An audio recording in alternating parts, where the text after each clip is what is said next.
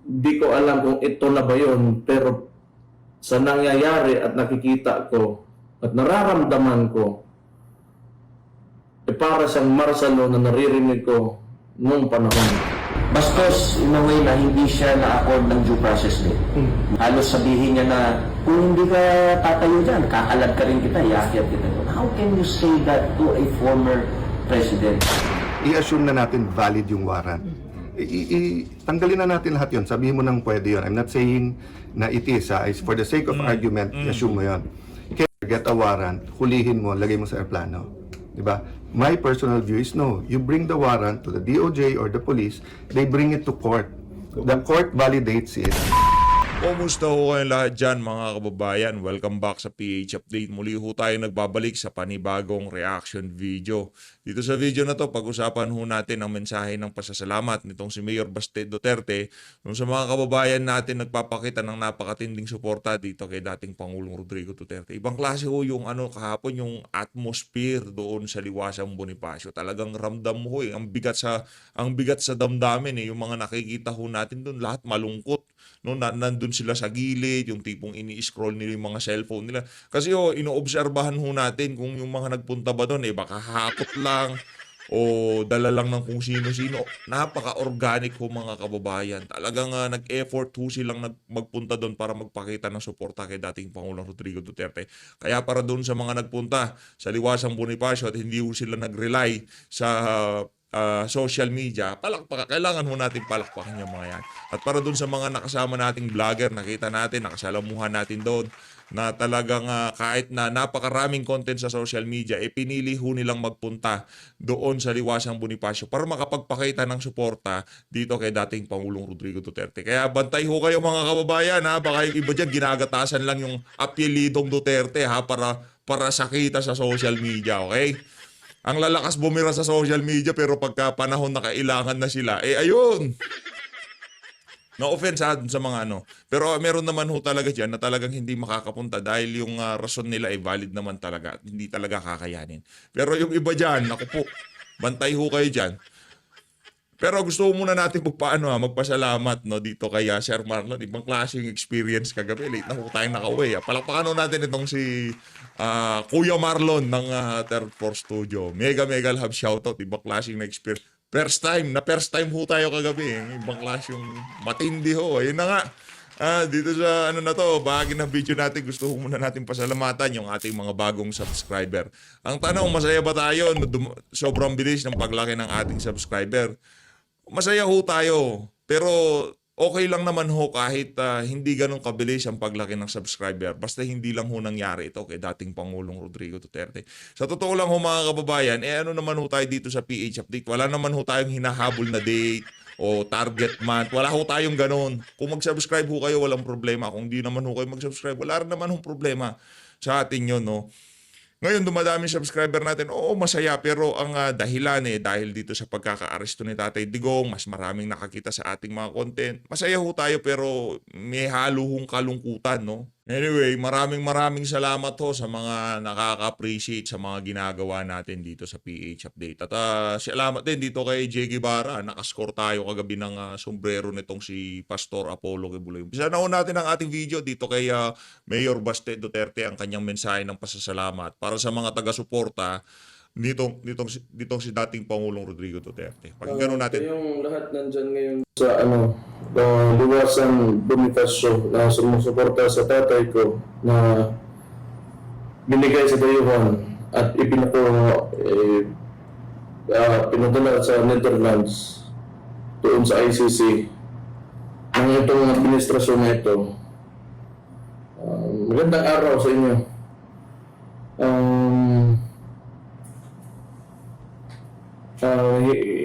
Mahirap yung sitwasyon namin ngayon. Gusto ko sana na nandyan ako. Yun nga lang, may binabantayan ako ng syudad, itong Davao, dahil ako ang alkalde dito ngayon, so hindi ako makapunta. At medyo pakiramdam ko, may gagawin sila dito sa lugar. Kaya hindi muna ako makapunta dyan, sayang na hindi ko kayo makikita at makakausap ng personal.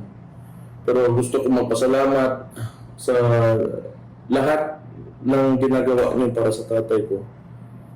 Gustong gusto namin siyang makita na makabalik ng Davao at uwi sa bahay niya, sa kwarto niya.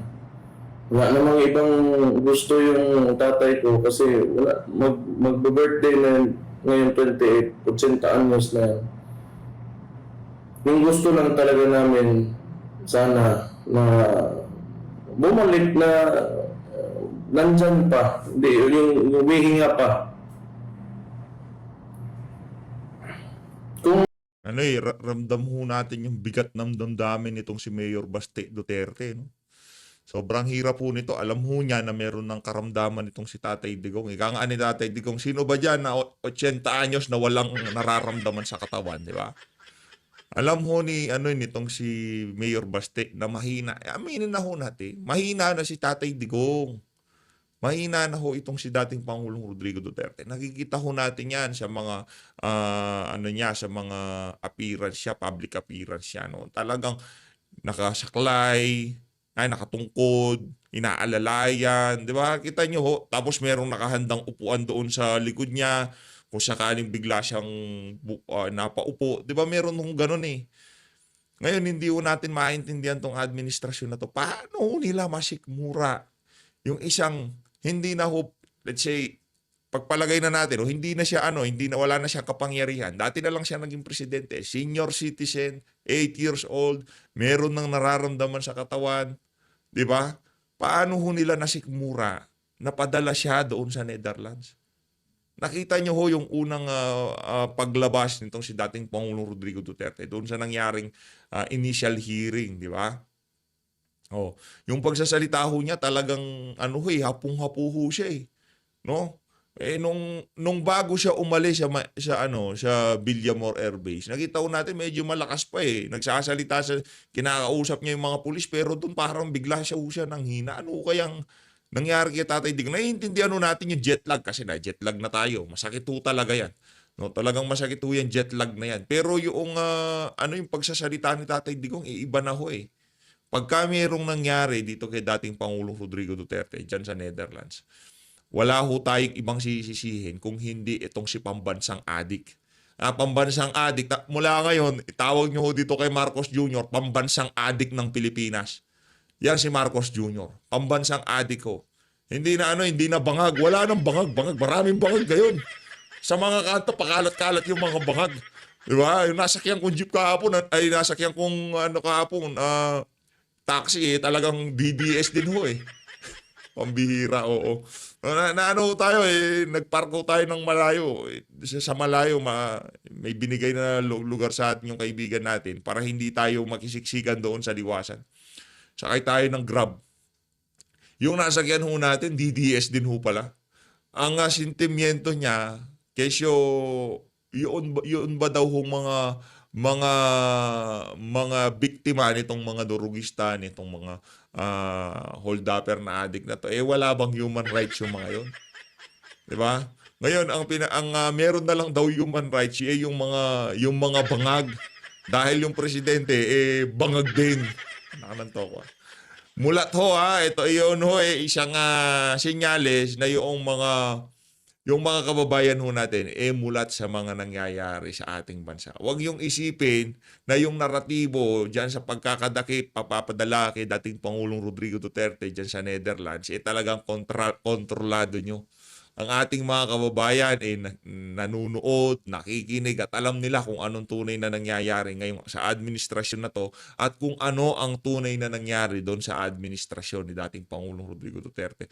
Bakit ba talagang palong-palo tayo sa pagsuporta kay Tatay Digong? Kasi hindi naman ho tayo bangag. Di ho tayo addictus benedictus kagaya ng mga kagaya ng mga nagdidiwang. Ang mga nagdidiwang lang dito sa administrasyon na to yung mga addictus benedictus, ika nga nito si Maharlika, no? Sila lang ho mga kababayan. Sila lang talaga yung gigil na gigil no? Yung tipong sayang-saya sila dahil nakakabatak na sila ng malaya ngayon. Diba? Nakakapag-party sila yung tipong bibidyo pa nila, iba-vlog pa talaga nila. Walang yan to. Kung may kasalanan man talaga siya, sana naman talaga dahil Pilipino naman tayong lahat. Dito na lang sana yun sa mga korte natin Correct. husgahan yung tatay ko. Mm. Masakit doon, hindi na namin nakikita ngayon. Kung magbibisita kami, pupunta ba kami ibang bansa, mahirapan. So, gusto ko lang sabihin talaga, ang nakita ko lang, simula nung kang KOJC pa, yung Pastor Kibuloy, hanggang dito sa sa tatay ko, abusado talaga. Abusado talaga. Abusado, tapos ayaw dumaan sa saktong proseso. Correct. Medyo kailangan natin mag-ingat ngayong mga panahon na to dahil kailangan natin tingnan yung sitwasyon ng maayos. Kasi ako, nakakarinig lang ako ng mga istorya ng Marcelo. Pero ngayon, di ko alam kung ito na ba yun. Pero sa nangyayari at nakikita ko at nararamdaman ko, para sa Marcelo na naririnig ko noong panahon. Hindi pa naman kasi alam ko may mas mga grabe talaga at mga karumaldumal na mga nangyari doon. Pero itong Marcos Jr. gustong gayahin yung tatay niya na senior. Nako. Yang obserbasyon na yan hindi lang ho si Mayor Baste Duterte ang meron ganyang obserbasyon ngayong mga panahon na to. Marami sa ating mga kababayan, ganyan din ho ang nababasa nila dito sa mga kaganapan na to. Ewan ko lang. Pero gusto ko lang na tingnan nyo ng maayos yung sitwasyon at mag-ingat kayo sa iba kumilos yung liderato ngayon. Iba. Yung mga pulis na wala magawa. Siyempre, trabaho Manila. Wala naman talaga dyan sa mga maliliit na ranggo yung andyan naman talaga kung sino yung nagpapatakbo. So mag-ingat kayo dyan. Again, gusto ko lang magpasalamat kasi wala talaga akong, hindi ko alam talaga sabihin ko sa inyo kasi apektado talaga ako ngayon, yung pamilya namin sa nangyari. Yung gusto lang namin makita yung former President Digong. So malaking bagay, lahat ng ginagawa nyo, sinasabi nyo, sinusulat nyo, lahat ng suporta na pinapakita nyo. Malaking bagay yan sa amin. Kaya salamat sa inyo. Yun lang. Mabuhay kayong lahat. Maraming salamat, Mayor Baste Duterte. Yun ho ang mensahe nitong si Mayor Baste sa mga kababayan nating sumusuport, nagpapakita ng napakatinding suporta. At hindi lang ho suporta ha. Hindi lang ho sa social media. Yung mga lumalabas dyan sa mga rally, kunyari dyan sa Cebu, pag nagkaroon ng pagkilos, dumadalo yung mga taga-suporta ni Tatay Digong. Saludo. Maraming salamat. Palakpakan ho natin. Pero yung mga keyboard warriors at yung mga bahala kayo dyan. Mga sa bagay, yung iba pala talaga pera lang. Yung iba dyan talaga pera lang. Kaya kilalanin nyo ho yung mga inaano nyo ha. Kayo hong bahala dyan. Gamit na gamit yung pangalan ni Tatay Digong eh. Anak ng tokwa. Bahala kayo dyan. Eto, dito tayo kay... Sa totoo lang, ang dami na nakakapansin sa mga vlogger na yan. Mga walang niya kayo ha. Ayusin yung mga ano nyo. Anak ng tokwa. Bahala kayo dyan. Gamit na gamit eh. Kailangan wala. Sa mga manghihingi ho ng sombrero, wala ho tayo nito. Binigay lang ho ito ni J. Guevara, no? Isa lang ho ito, isa lang. Isa lang ho itong ano na to. Isa lang ho nakuha natin na ganito. Sa mga manghihingi, wala ho tayo yan. Yung kay Atty. Vic Rodriguez naman, ito, wala na ho. Yung isa, na-score na rin. Isa na lang ho yung ganito. Kaya hindi ko na rin ho mabibigay sa inyo yun, no? Try ho natin manghingi para may ipamigay pa. ang haba ng post natin na ito na. Dito tayo kay dating Chief PNP Oscar Albayalde, yung mensahe niya dito kay Torre, kasi marami na hong general ang mga nagsasalita ngayon at hindi na nagugustuhan yung mga kayabangan nitong si Nicolas Torre. Ito, pakinggan natin to. Ang una kong maiisip is bastos. Bastos. Bastos in a way na hindi siya na-accord ng due process din. No? Puwersahan, nandun. So, nandun yung nakita naman po natin, di ba? Na kung paano siya natrato. Halos sabihin niya na kung hindi ka tatayo dyan, kakalad ka rin kita, iakyat kita. How can you say that to a former president? Yaang sentimiento na yan, yaang obserbasyon na yan, netong si Albayalde, sentimiento ho yan ng mga dating general at yung mga kasalukuyang general ngayon. Yung iba daw dyan, kaya hindi nagsasalita, kumpleto sa alaga, ika nga. Anak ng toko, Kaya yung ibenta yung mga prinsipyo nyo, kaya yung ibenta ang tama para lang sa pera. Palakpakan ho natin yung mga nasa PNP ngayon. Di ba? Ipalakpakan ho natin. Nakikita nyo ng tama pero todo konsinte kasi kumpleto sa bayad. Yun naman ho talaga yan. Diba? Yun naman ho talaga. Dito ho natin, lagay lang ho natin dito si Mayor Baste. Habang nagsasalita, itong si Cayetano na talagang sobrang ingay ngayong mga panahon na to, no?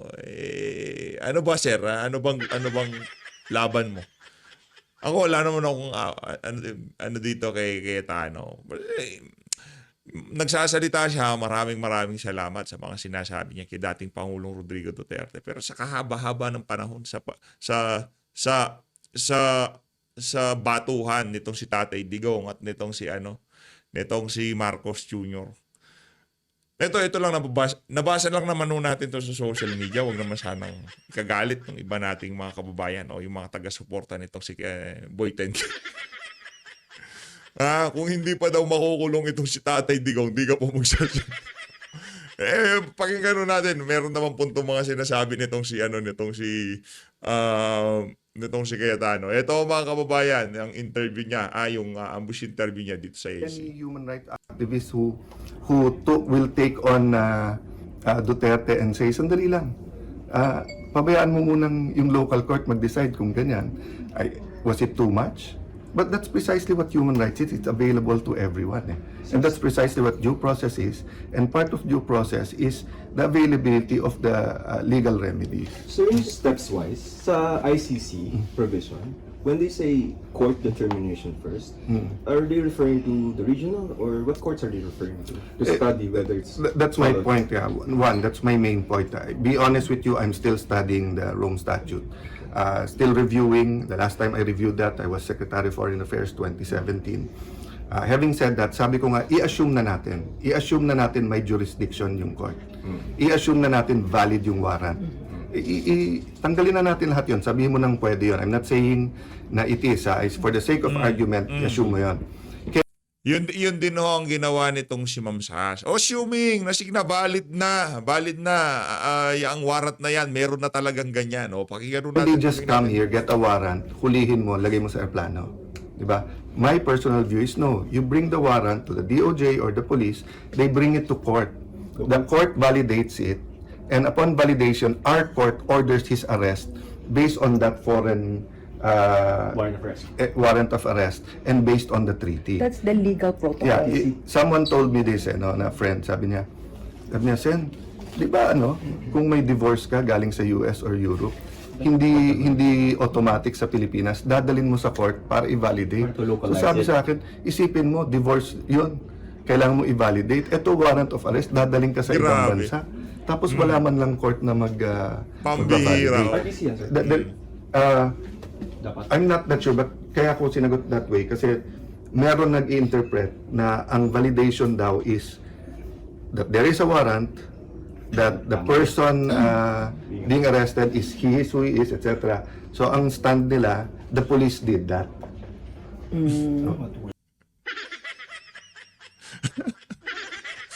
Ngayon, ang pulis ho, sila na lahat. Sila na magbabalide. Sila na lahat. Wala nang korte-korte. Kaya nga pagkatapos ho ng isang to, dapat sa PNP, pagka kayo madadaki, pero didiretso na nyo na ba akong dahig? Ganun na dapat ang tanungan Wala na hong korte-korte. Wala ho silang pakialam sa korte-korte dito sa mga pulis na to. Dapat ho pala, ibabalidate pa ho pala yan ng korte. Kung alimang korte yan, basta korte ng Pilipinas, yun. In the sense that when the police got it daw, tinignan, it's a warrant, o saan galing, sa DOJ. Then, Rodrigo Duterte, ikaw si Rodrigo. In this case kasi it's quite obvious kasi everyone knows Rodrigo Duterte, di ba? But if it was Juan de la Cruz, and if you had 51 de la Cruzes, how sure are you unless you get the fingerprints? But kung ganun interpretation nila, I disagree. Because the Philippine Constitution now was a reaction to martial law. That there were different kinds of arrest orders. Kaya nga, if you look at the Philippine Constitution, except for a few exceptions, yung warrant of arrest have to come from court, from a Philippine court. Hindi pwedeng hindi Philippine court. And we didn't do that kay Duterte. We didn't do that kay Grabe. Duterte. Diba? Kasi Nako, yari itong si Tory dito. Kailangan pala yung warrant manggaling sa Philippine Court. O kung di man, kailangan pang i-validate, kailangan pang isang guni sa korte, yung warrant na yan na galing sa ICC. Ang dami ho talagang nalabag dito sa pagkakatakip na to ni dating Pangulong Rodrigo Duterte. nga, nagmadali. So how would you describe what happened? Arbitrary? No, I don't want to be political. I don't want to be partisan. As an independent, ang role ko sabihin lang kung tama, anong mali at tama. So sa akin, mali na kukunin mo ang isang Pilipino based on a foreign warrant of arrest at isakay mo na lang sa aeroplano. And mali na you couldn't talk to his lawyers at mali na hindi mo binigyan ng enough time. Tignan mo, lumabas yung sa Supreme Court na di ba? Na wala naman TRO. So imagine if they waited to the next day at lumabas sa Supreme Court na walang TRO. Di ba? So at least half of the lawyers now would disagree with me. Di ba? I mean, they might disagree with me now, pero tingin ko lamang ako sa argument. Hindi nyo man lang hinintay Di ba? So, ang may fault, both the government and ICC, tama po ba? No, ICC is a passive here. They've issued warrants for President Putin. They issue warrants for Prime Minister, 'di ba? Then it's up to the states and even Interpol, 'di ba? So, do you mean Interpol is not cooperating in the US? Kung nandun, dahil sabi ni Trump, hindi kami kasama diyan, 'di ba? Do you know the effect if we follow this? The officers who fought in Marawi, if someone in Marawi files a case na they indiscriminately bombed or etc., many of our colonels or generals or majors can be brought to the Hague. That's why the US is not signing.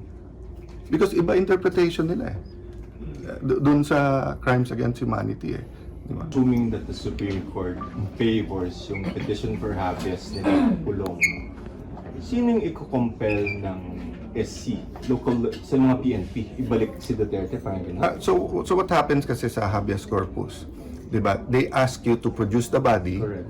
And then they ask you to justify bakit mo dinitain. So in this case kasi ang sasabihin ng PNP obviously is that they had a warrant, they served it, then dun sa warrant dalhin sa Hague, so sinakay nila sa aeroplano.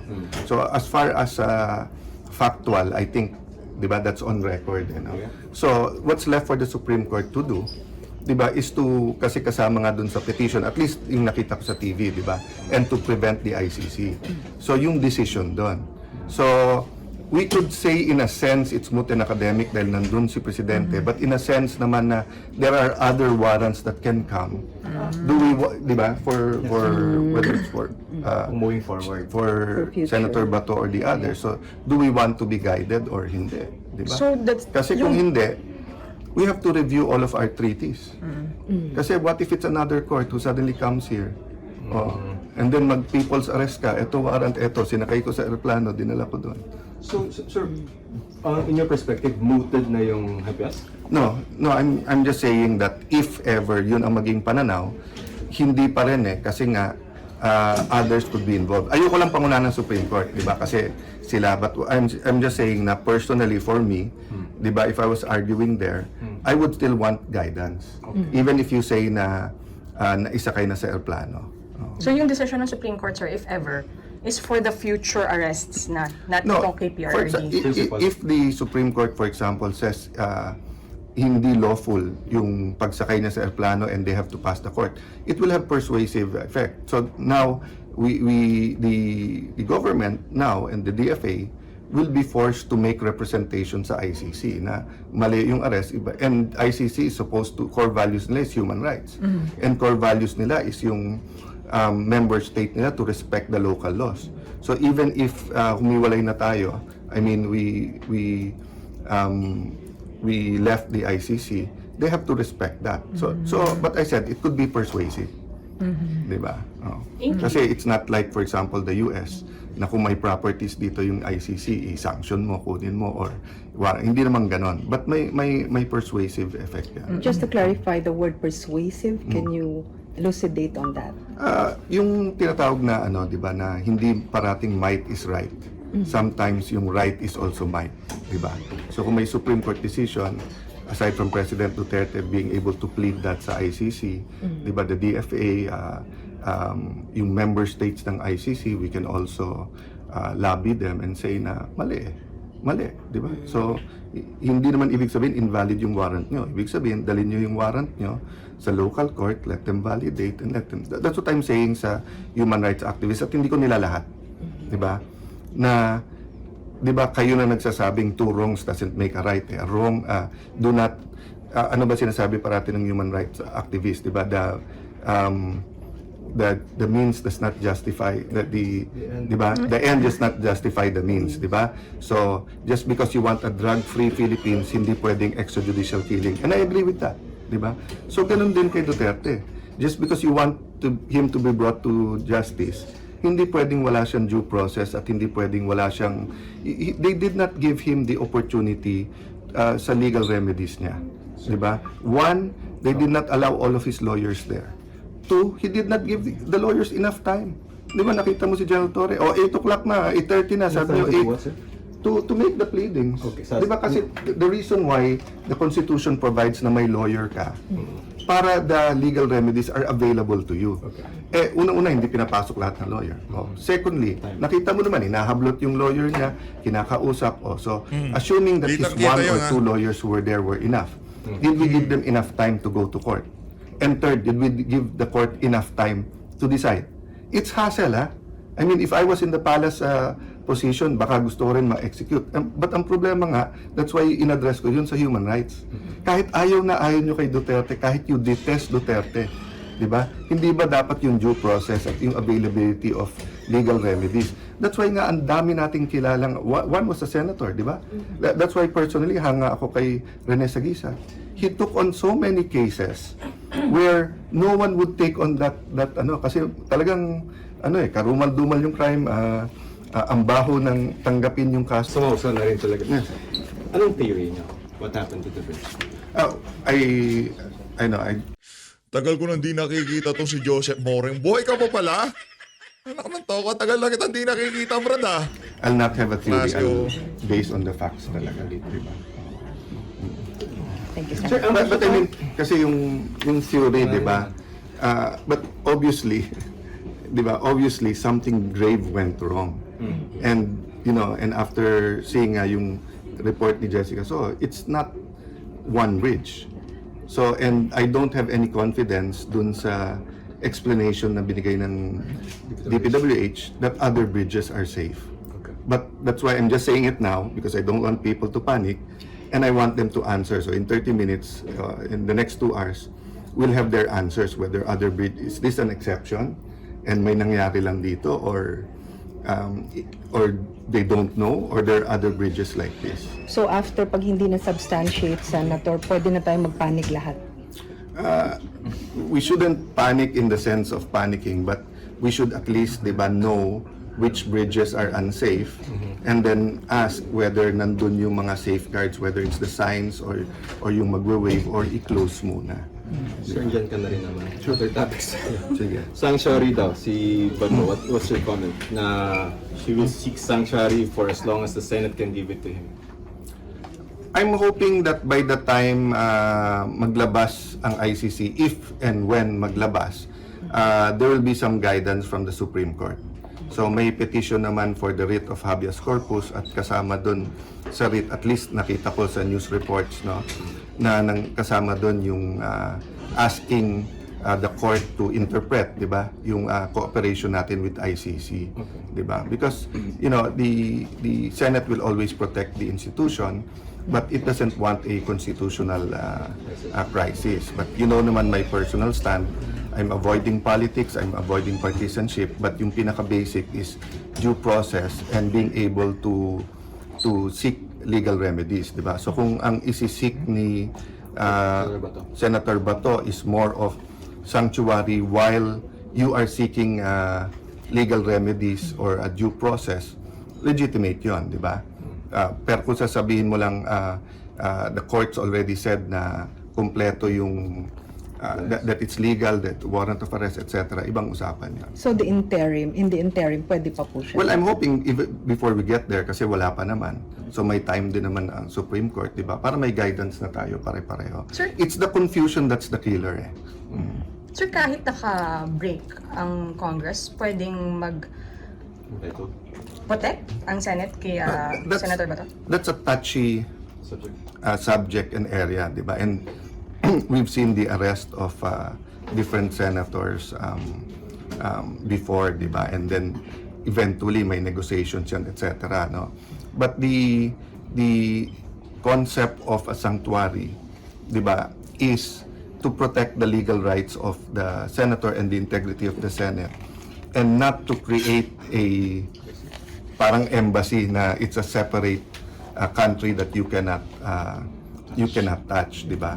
So kung let's say klaro yung batas, di ba? Halimbawa naka-session kami tapos klaro that below a number of years, di ba, you cannot arrest a senator while may session. So yun, pag very clear, papanliligan namin yung right namin, di ba? Or kaya hinuhuli walang warrant. So siyempre proprotektahan mo yung institution kasi pwedeng lahat, di ba? But so in this case kasi yung issue talaga is, can a foreign warrant of arrest be executed, be served, at pwede mo ba isakay na lang sa aeroplano at dalhin doon yung isang Pilipino? Because in my view, you have to go to a local court and they have to issue the warrant of arrest based on the foreign court's warrant of arrest. Kasi Wala kung, pong precedents kasi na ganitong sitwasyon. yes, Senator. yes. But precisely why our new constitution, which was a reaction to martial law, that there are different kinds of warrant of arrest, is quite strict. And the general rule is it's Philippine courts who can do a warrant of arrest, di ba? May mga exceptions yan, whether it be warrantless arrest or for example sa immigration, di ba? Pag pumasok and walang visa, yung mga ganon. So pag naglabas yung Supreme Court ng sa habeas corpus, may bigat pa ba yun? Kasi nandun na sa dahig si Duterte. May bigat pa ba yun? May bigat yun, and it has a legal precedent, and it will have a persuasive effect. Ang problema yung enforcement, di ba? But that shouldn't be a factor because all around the world, wala naman sariling enforcement mechanism ang courts except for a sheriff, di ba? So usually the courts rely on their authority, di ba? Not on certain might, di ba? So meaning, pag naglabas ng Supreme Court, then it will be the duty of the Republic of the Philippines, including the DFA, diplomatic efforts na ibalik siya dito. But at least magkakaroon tayo ng certainty because you don't know if the ICC will issue a warrant for one person or for 500 people. So what if they issue it for 500 people? Ano remedy nung 500 na yon? Deposition, sir. Deposition. No, what I meant is what's the remedy if Ayun na nga, napakalinaw ng mga punto de vista nitong si Senator Alan Peter Cayetano. Meron ho talagang nalabag dyan sa pagkaka-aresto na yan itong si dating Pangulong Rodrigo Duterte. Maraming salamat po mga kababayan. Mag-ingat po kayong lahat. Mahalin natin ng Pilipinas. Maraming salamat.